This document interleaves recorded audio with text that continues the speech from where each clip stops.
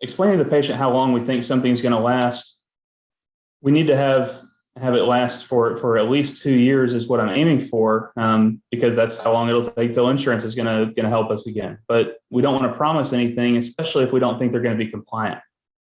If I do have failures in under 2 years, a lot of times it could be me, it could be the material, it could be my technique. So for that, I usually either cover it or just take care of it. But we all want to have it for a long time. I'd rather get 10 plus years. So when we're talking to the patient about why things should last for a long time, that's the gateway conversation into nutrition and diet counseling. And that's when we're talking about the environment. We talk about the basic chemistry of their mouth and how to achieve balance and how they need to think about the pH and the inputs that they're putting in there and how everything interacts.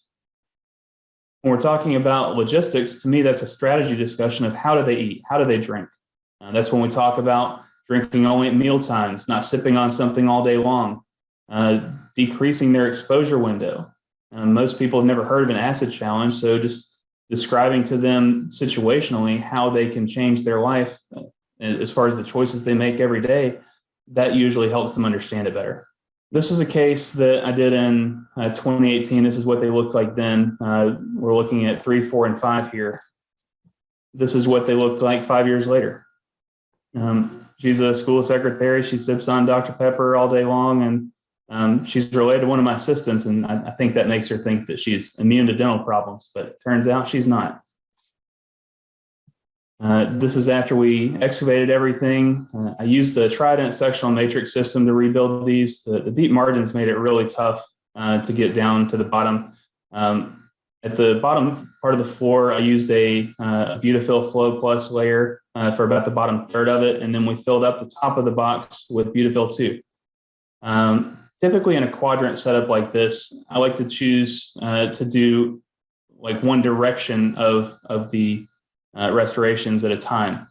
Here we did the 3 MO restorations, and then after polishing it, we went back and we did the 2 DOs. This allowed me to prioritize the 2 molars and to ensure that especially the number 3 had a really great restoration. Because if I'm seeing this much recurrent decay in 5 years, these teeth probably aren't going to last a lifetime. That number 5 is probably going to need a root canal sometime soon. So if I'm picking one tooth from 2 to 5 right there to keep, I like to keep that number 3. So by leaving that distal open on number 4, that allows me to confirm that I have a good marginal seal on number 3. I've got no voids, and at least that I did that tooth perfectly, even if I don't get the rest of them perfect. Here's what it looked like after we finished. This again was just polishing with a brownie after a carbide adjusted occlusion, and it looks really nice and it flosses well. It feels great to our tongue. I approach every new patient with the same basic sequence. Their chief complaint or pain control comes first. If we need silver diamine fluoride or some other preventative materials, this is when we jump in with that. Then we start to eliminate decay everywhere else and get disease control. Then after we've got it clean, we recommend ortho if it's appropriate, because that can allow us to be more conservative with other preps or things like that if the teeth are in the right place. Also can give us space for implants if we need to surgically repair the foundation because we're missing teeth. Then at the end, we rebuild it, return the mouth to full function, and give them back something they can chew great with. Some of the reasons things can fail, we were just talking about the bonding. The best way to approach that is thinking about it with pretty much 15 seconds per step. 15 seconds etching, rinsing, drying, doing your adhesive, air dispersing, and curing it. Making sure that you're getting a really good depth of cure.